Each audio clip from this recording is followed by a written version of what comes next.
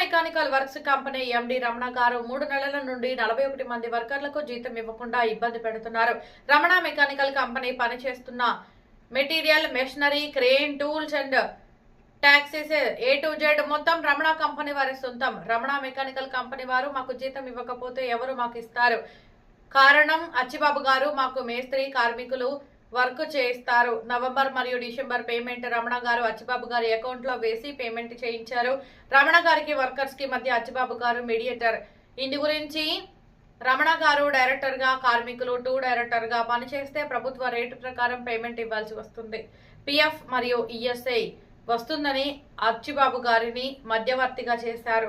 జనవరి 30 రోజులు మరియు ఫిబ్రవరి 14 రోజులు మొత్తం 44 రోజుల చెల్లింపు మొత్తం 15 లక్షల రమణ గారిని అడిగితే నేను రూపాయి కూడా ఇవ్వను, మీరు లేబర్ కమిషనర్ గారిని చెప్పుకుంటారో, టీడీపీ మరియు బీజేపీ జనసేన నాయకులకి చెప్తారో చెప్పుకోండి, ఎవరో నాతో 1 రూపాయి కూడా ఇప్పించలేరు అని మాట్లాడుతున్నారు.